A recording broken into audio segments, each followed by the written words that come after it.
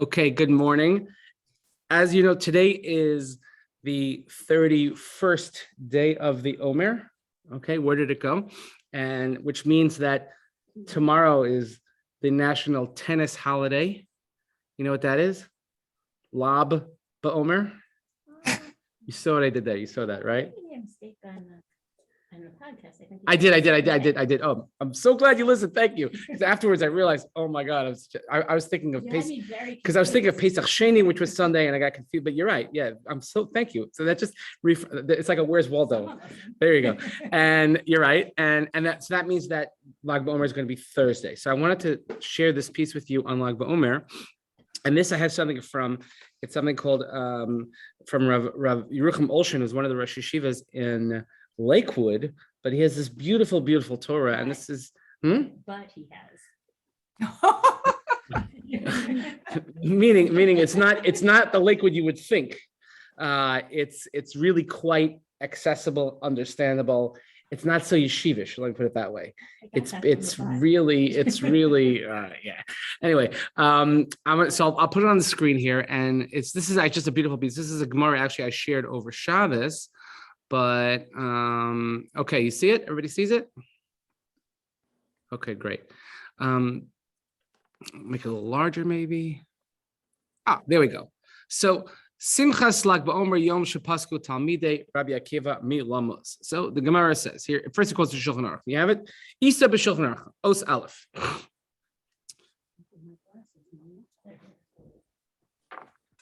No again. Shalalisa Isha ben Pesach Latzeres Lag Ba'Omer. Of course, so we have the custom that we don't make weddings in this time of the calendar year until Lag Ba'Omer. B'pnei sheba'osa zman mesu talmidei Rabbi Akiva v'chulei. Nogan shloli staper Lag Ba'Omer she'omrim she'az pasku milamos ad kan lashon. Because of a Ramah, umar ben bo k'tzas simcha v'ein omer bo tachman. So we have this mourning period during what we call Sfira or the Omer, and the reason is, and we're going to see the Gemara in a second, is that during this period, the students, the 24,000 students or 12,000 zugos, 12,000 pair of students of Rabbi Akiva perished. And and the Ramah adds that on Lag Ba'Omer, we have more, we add simcha, so we start live music, we have celebrations, you can make weddings according to Ashkenaz, etc. We don't say Tachnon, which is the greatest celebration of them all. And the reason why Lag Ba'Omer, because Sha'az Pasku Milamos, because that's the day that the plague stopped. Okay, the East Gemara Yevamos. So what's happens. Here's the Gemara in Yevamos. This is we actually had in the Daf Yomi recently, last week or so, and right today Daf Yomi is up to 71, so this is 62. So you can see it's 9 days ago. Shneim Asra Elef Zukim Talmidim Hayolo Rabbi Akiva Megivas ad Antipatris. Different versions of Antiparis, Antipatris. The Chula Mesu Beperik Echad Nation Lo Noagu Kavod Zelazeh. Kavod Zelazeh. So Rabbi Akiva had 24,000 students, 12,000 pair, and they were spread out from the entire region. It gives you the geographic locations, Givat Antipatris, and they all died in one period. Why? Because they did not show respect to one another. Now, we could spend a lot of time trying to figure out what in the world does that mean, and why did they die, and how is it possible that the great Rabbi Akiva and all his great students, how could they all die during this period? Right, and a lot of people have spent a lot of time trying to figure out what this means. But here we're going to focus on the next part of it. And the world was sort of desolate. It was in ruins. So what did Rabbi Akiva do? He came to the rabbis in the south and he taught them. And who were they? Rabbi Meir, Rabbi Huda, Rabbi Yossi, Rabbi Shimon, Rabbi Lazar, and Shammua, some pretty big all-star names. And they saved the Torah. So, and then the last part of the Gemara is, and Tana Kula Mesu Pesach va'ad Atzeres. But they all died from the period of Pesach to Shavuos. Whenever the Gemara says Atzeres, it always means Shavuos. Hooray! Shebimei hasfira ira ha'ason hanora shel misas chof dalet elef talmidei Rabbi Akiva ad shehaya ha'olam shamem ach mekivan shebiyom lag ba'omer pasuk milamos osum osu yom simcha. So they died during this period. However, the plague, they stopped dying on Lag Ba'Omer. That's why Lag Ba'Omer is a day of simcha. Okay, now it's an unusual thing that we have sort of this national quasi-mourning period. And it has become enhanced, certainly for those in Ashkenaz, because also during this period was the Crusades, many of the terrible episodes of the Crusades, which we have documented took place in Iyar in Sivan, and also the Xeres of Tach V'Tat that Bogdan Khmelnytsky also took place during this period. That's why for Ashkenazim and those descendants of Ashkenazi communities, it has become so much more significant. However, it's still only a quasi-mourning period. I use that term very carefully because it's not like the 3 weeks, and the restrictions of mourning are more based on custom and other things, and we have all different types of opinions. It's not quite universal. You do this, I do that, you listen to this, I do 33 days, 34 days, this first half, second half, all kinds of crazy stuff, but it's based on this Gemara. But he's saying it just stopped for the 1 day and then restarted. We don't know. It seems like that because he's saying Kula Meitumi Pesach. Correct. So that is an astute observation. And let's see. So this will only enhance the question that's about to be asked. So that's excellent, Shelley. So look at this. So the following question comes in the Pri Chadash.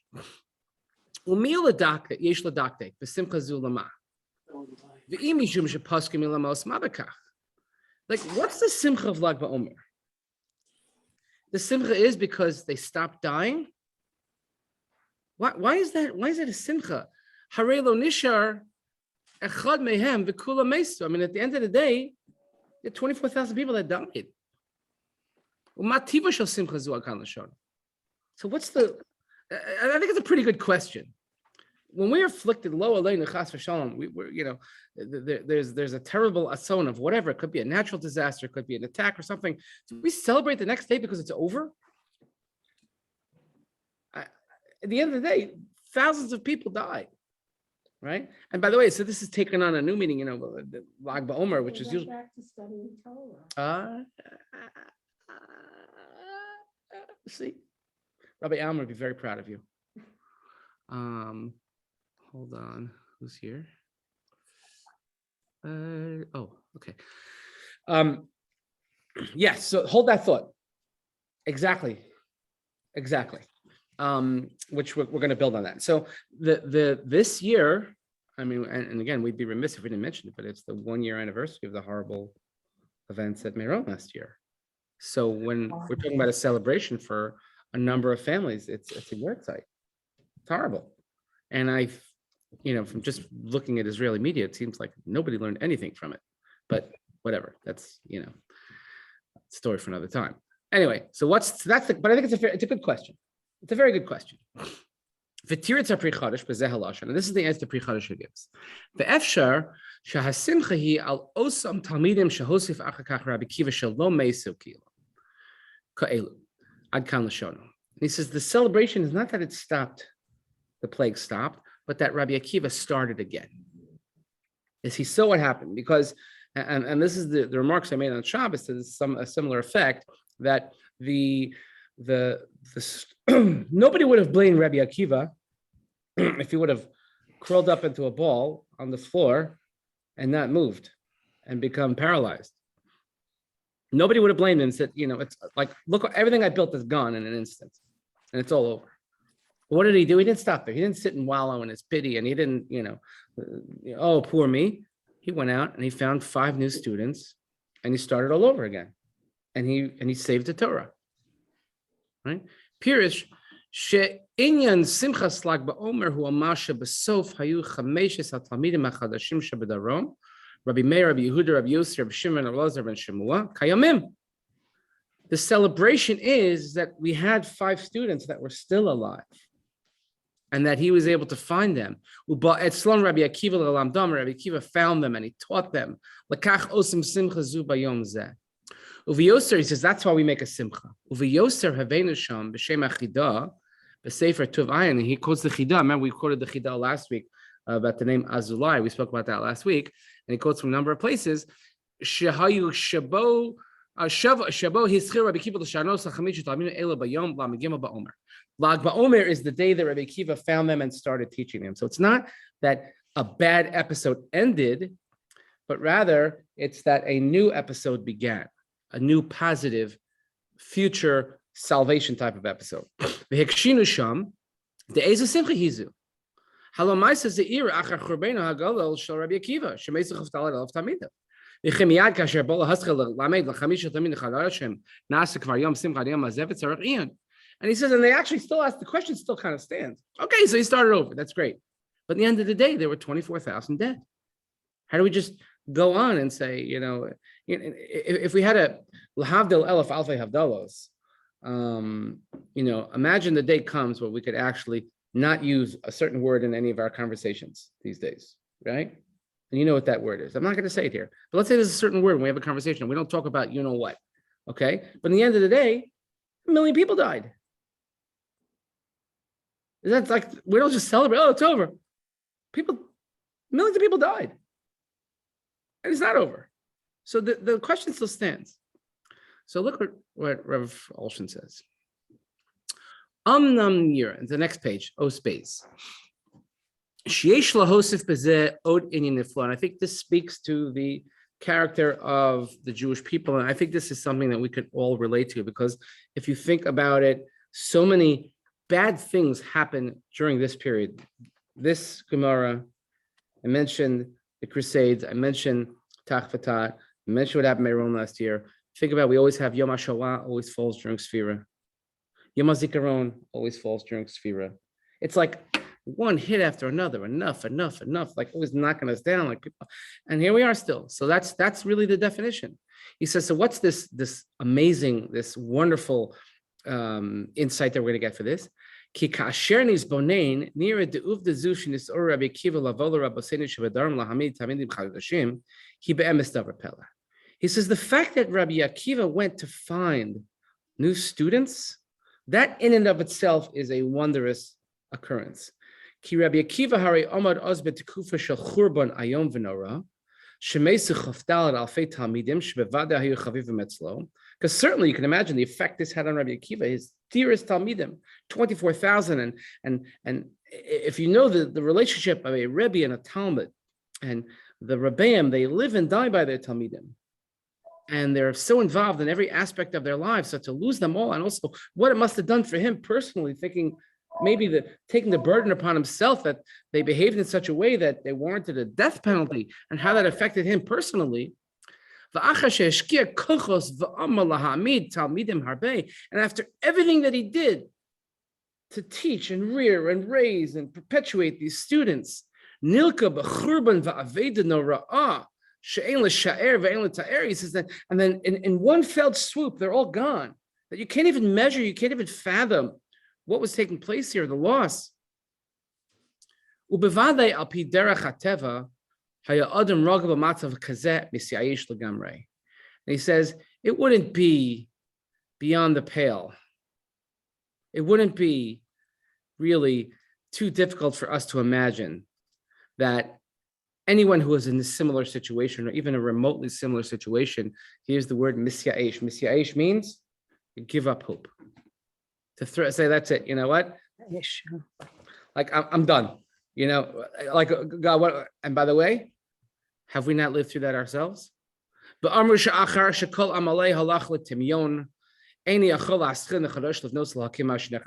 worked my whole life. I built up this in my whole life, and now it's all destroyed. How could I possibly do it again? Nevertheless,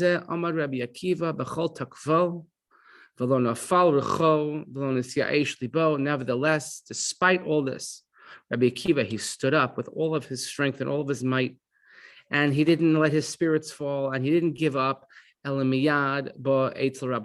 the key word in the Gemara is miyad, that right away he went to the rabbis in the south, and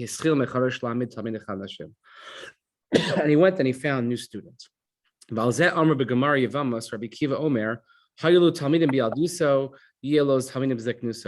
Gemara there says, quoting Rabbi Akiva, if a person has students in his youth, you'll have students in your seniority as well. Etc.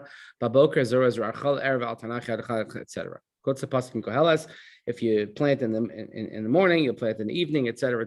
So Rabbi Akiva represents the Jewish persona, which represents all of our history, right? So I'll tell you this. I had the opportunity on on Mother's Day. So on Mother's Day, I went for the first time in my life, I went to Chicago. I was never in Chicago. Wanted to go to Chicago. Okay. And I was like, it was nice. Like my wife and I, like shtickle tourists, we took a boat ride and I saw the Chicago River and the beautiful architecture and the buildings. It's so nice. It's a nice city. And I still can't get used to it when I leave New York and people are just genuinely nice. You go walk on the street and they're like, oh, hey, how you doing? I'm like, what's your problem? Okay. So, but our very, very close friends. So their mom, our dear friend, her mom is a 95-year-old Auschwitz survivor. She was tortured by Mengele Yamach Shemo, and she's in the twilight of her life, and we wanted to be able to see her and spend time with her while we can. And she's very, very hard life, very, very hard life. Raised a family. She lived in Chicago, lived in the same house for, I don't know, 60 in Skokie since they came here in the 40s. And I asked her, like, do you believe in God? And she starts with asking, like a good Jew answered a question with a question, Rabbi, can you tell me, how do things like this happen? How does God let this happen? I go, anybody thinks that they can answer that question, I tell you, just run away. I tell people, we have a line. People ask me, why does this happen, Rabbi? I say, you know what? We're in sales, not management. That's what the rabbi should say. So, but a very, very difficult. But I asked her, and I said, so tell me, like, why do you live such a Jewish life then? Why do you light candles? And she's so from, and she davens. If you have trouble believing, and she says, she said, because that's what I saw in my mother's house.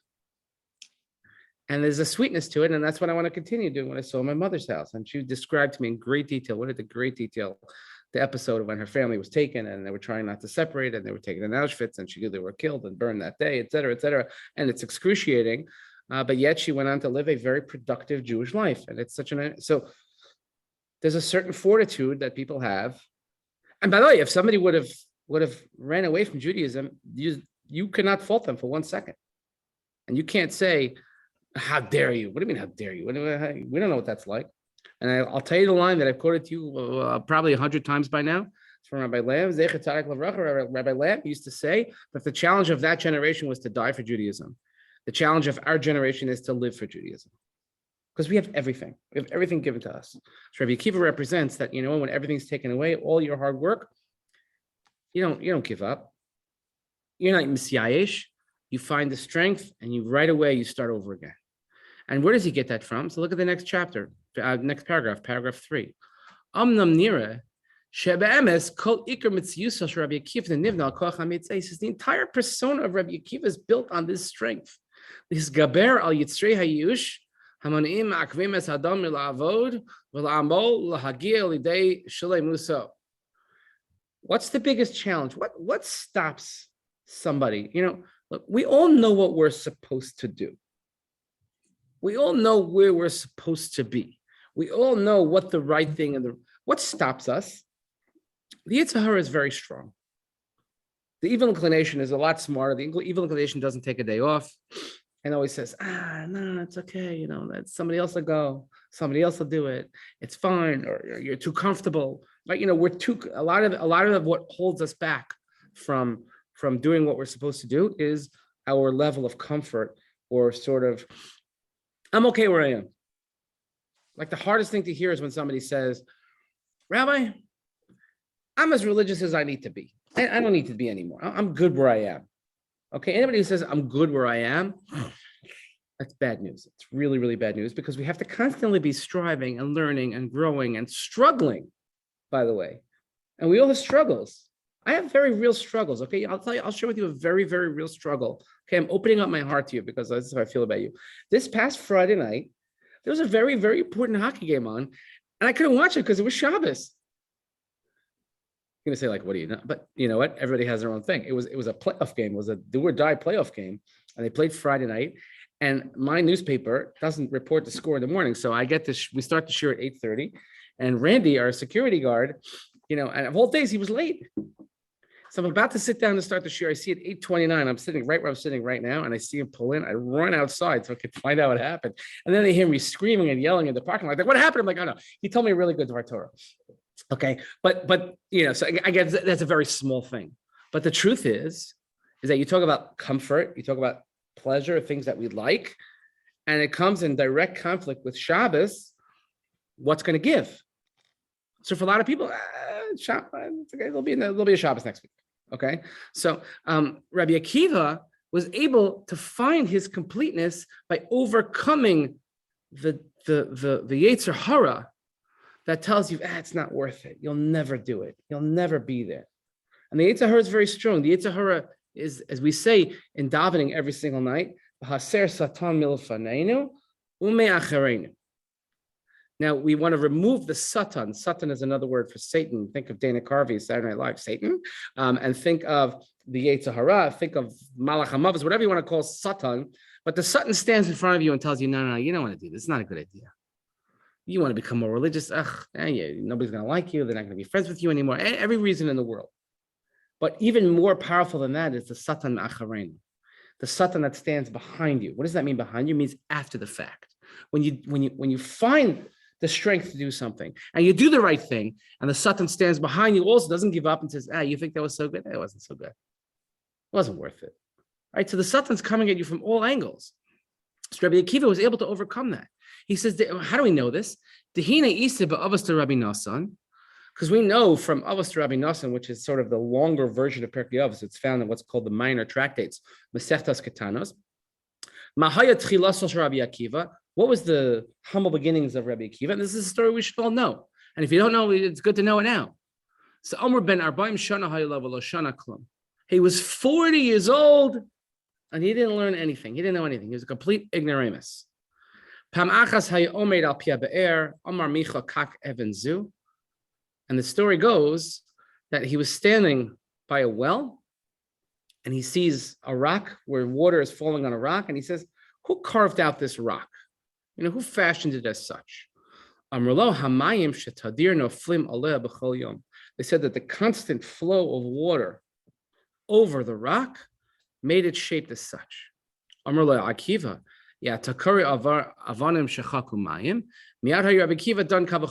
so then after thinking of the verse, and he makes the following estimation in his mind. If water which is soft can actually fashion and erode this rock, divrei Torah shekoshin kebarzal al achas kama v'kama shiachakaku es libi shehu basar v'dam. He says, how much more so that the Torah, which are hard like iron, how much more so that it could carve away my heart, which is, just flesh and blood. In other words, miyad chazer l'lamin. He decided, he committed. Wait a minute. If everybody has their defining moment when they realize what it is. Okay. Now, again, it's a very dramatic description of this, and clearly Rabbi Akiva must have known something if he could come up with this sort of estimation. But in other words, if soft water can erode a rock, then my hard head, certainly the Torah can do that, and he decided that he committed it himself. So Rabbi Akiva he didn't begin to study till he was 40. Imagine that, 40 years old. He's sitting in cheder with this kid, the same morning, ba-ba-boo, learning aleph bays, learning all these things. Who would want to start anything when they're 40? Has anyone ever started anything late in life? Have you ever started a hobby, a mode of study, going back for a degree, right? A relationship? It's hard, but you find the kishkis. I can't find a better word than that. You find that you have the fortitude. Because he could have easily given up. What, 40? How can I do that? However, when he learned the lesson from this water, the soft water that erodes this hard rock, and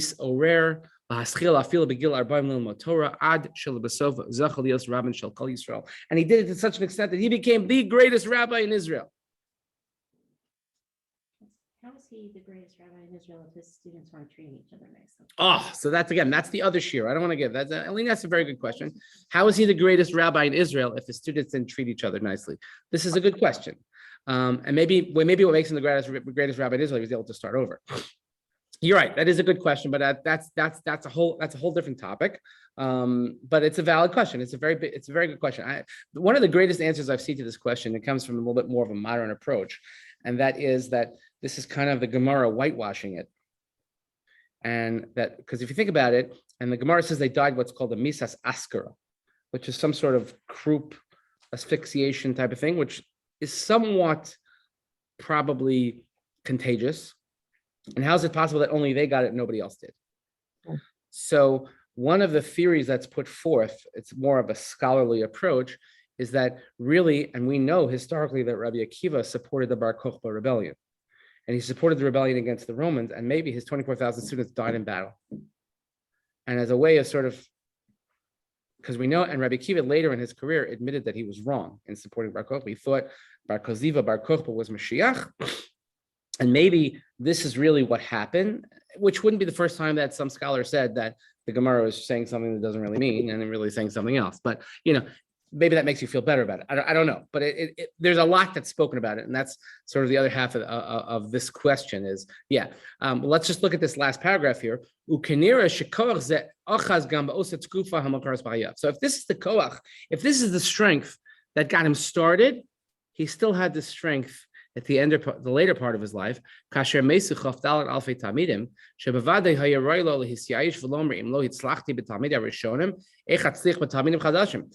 he has to do a lot of self-reflection, soul-searching, because maybe he looked at himself as a failure.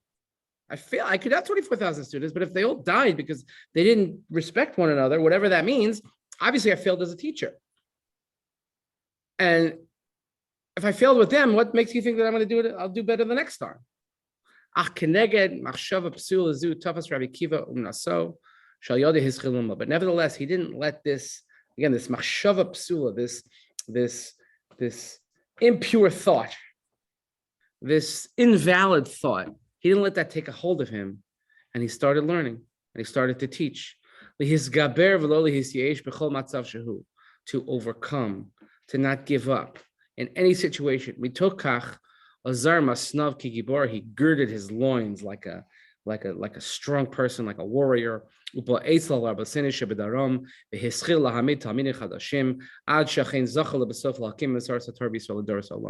he came until he had success. And again, literally, he saved the Torah, and he was able to continue for generations. Now, I happen to be a big fan of Rabbi Akiva. I've given many classes and many insights into the life of Rabbi Akiva. Great books written about Rabbi Akiva. I always say Rabbi Akiva is the consummate optimist. If you look at various episodes throughout the Gemara, whenever Rabbi Akiva is with his cohort, he is always the one that has something positive to say.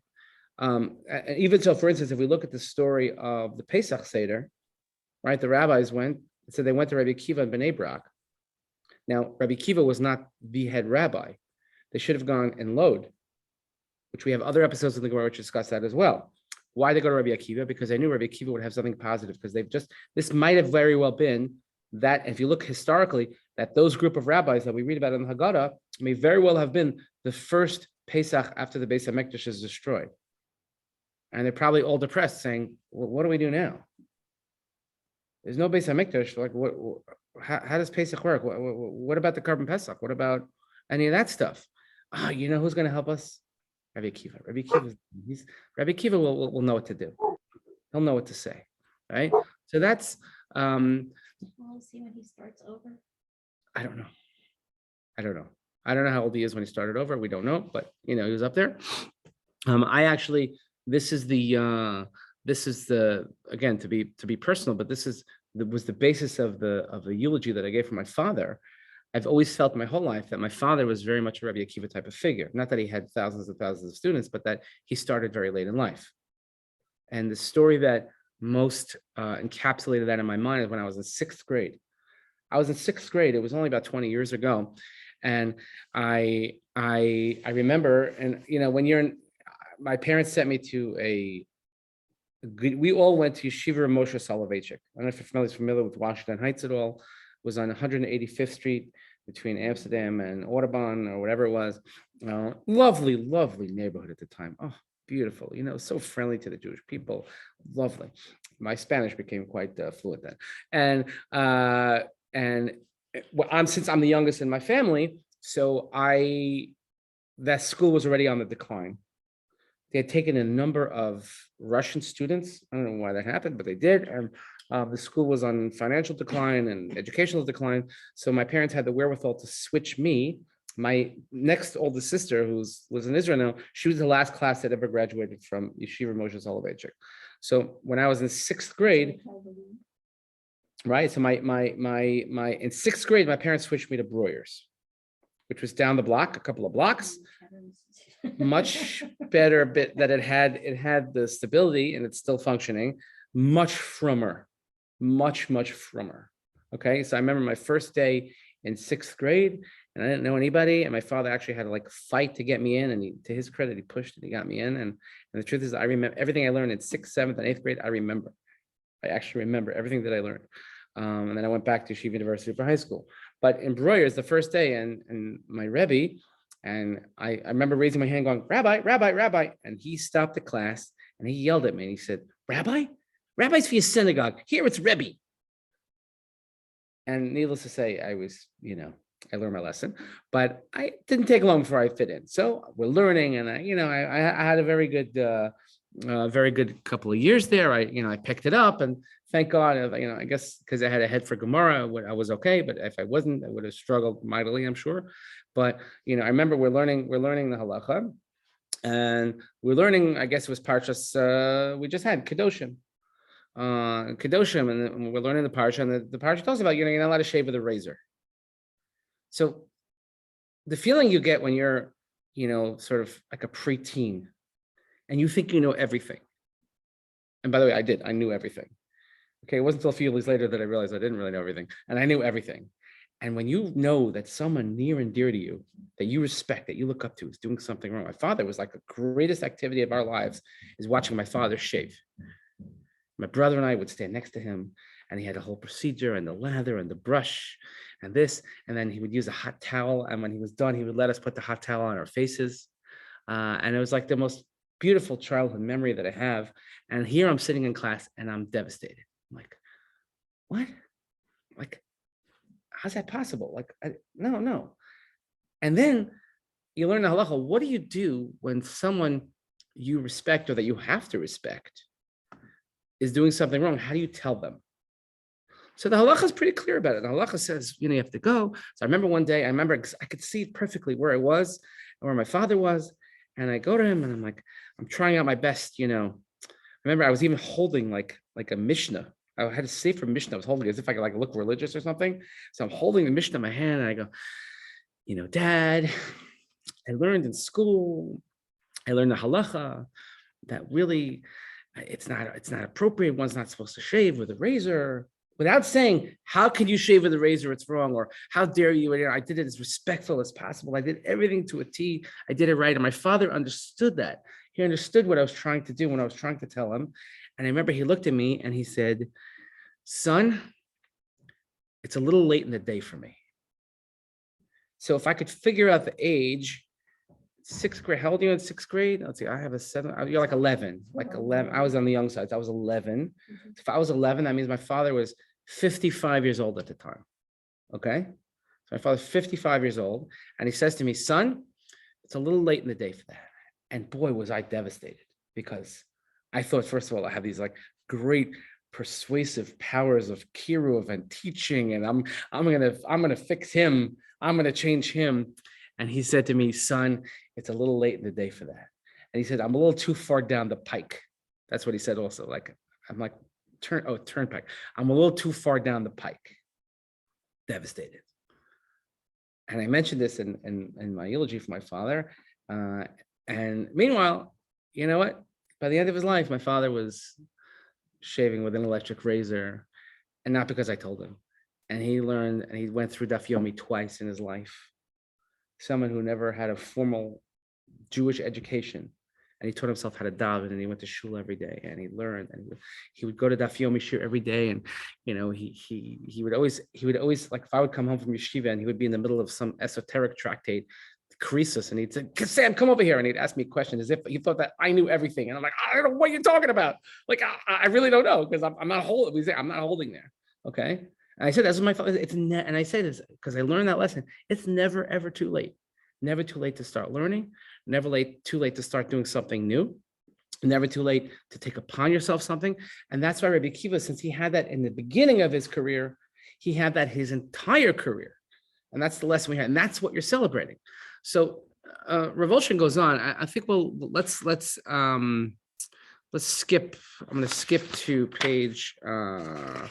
You can read the piece about Boaz. It's an interesting piece. And this is really something that's indicative of the Jewish personality here. Os, it's a hey. And he says, Kiyumam shel Yisrael b'meshech hadoros, his gabrus al yerush mitoch nefila v'churban. He says, what's the staying power of the Jewish people? It's that throughout the generations, we have always overcome yerush. We've always overcome giving up hope amidst the worst that we've ever experienced. And we know that because we are the products of that. This shul, this community is a product of not giving up, of those who decided we're not going to let our enemies win. We'll not give up. I'll say that for another time. So he says this mila, this attribute, this strength is what strengthened the Jewish people for all generations. Because after everything that's happened to us, and you can name it on and on and on, every generation, everybody's always trying to get it. Like, leave us alone. We have this little piece of real estate. You have like 800 million miles of territory. You leave us alone, nothing. It's not even it's not as big as New Jersey. Okay. I don't know why New Jersey all of a sudden gets involved in this. It's not even the size of New Jersey. Leave us alone. We just want to live in peace. We don't want to bother anybody. Leave us alone. We'll leave you alone. We'll continue We'll continue making all the software chips and all your devices. You can benefit from it. We'll create all the cures to all your ailments. Just leave us alone. We're still going to do it. But even so, after everything they try to do to get rid of us, lo amr no ish. They never said we're going to give up. Elihis gabru v'amdu al ragleihem lahaschil lahakim haneherasos mechadash. But rather, what do? We found the strength and we stood on our feet to begin and to revive anything that was destroyed anew. V'livno shuvas am hanivchar, to keep building the chosen nation. Ubiprat b'dorasenu dor acharon. And he says, particularly in this last generation, she'achar shnos hazam b'shoah hanora'ah, that after the years, he says, after the horrible Shoah, shehaisa umasenu zeruya bein machiseha benechasheves katzon tivcha, that we were like lamb to the slaughter. Shenishchetu v'nirtzechu apayim rivers misrael an Hashem v'taf Hashem yakum damam, 6 million, a million and a half children murdered. Kasher nitzlu misham kama plitei charev, all those who managed to escape.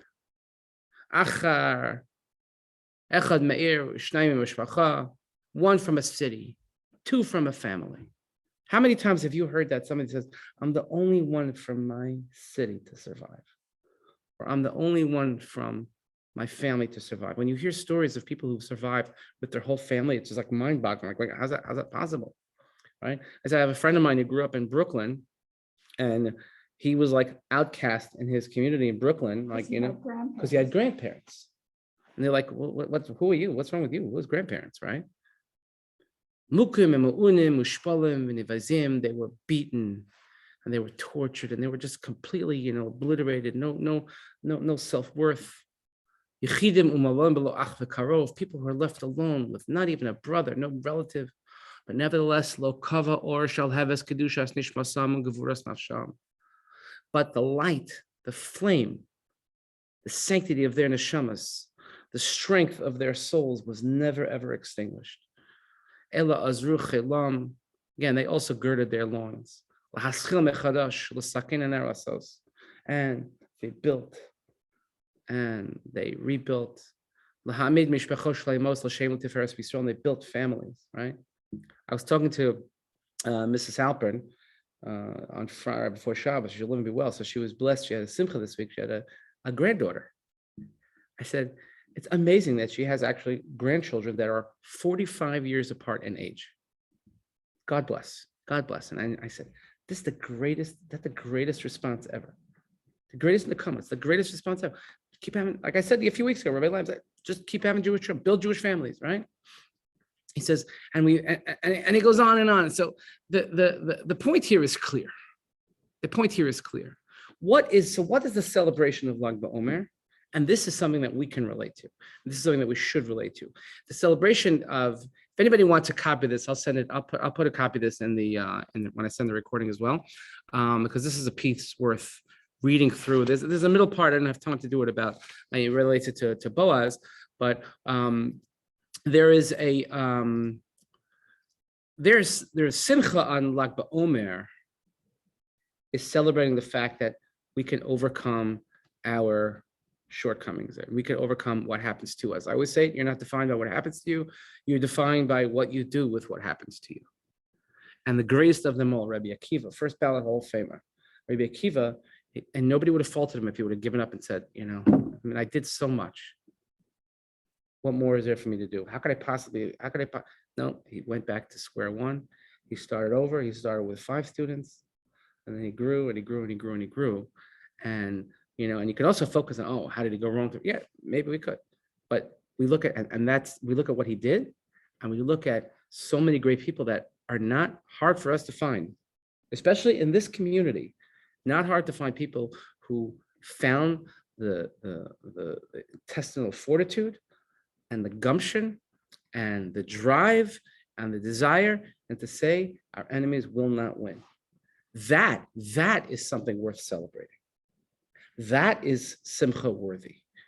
When we look at the strength of the Jewish soul, the strength of the Jewish heart, the neshama, the tradition, that is something that we celebrate.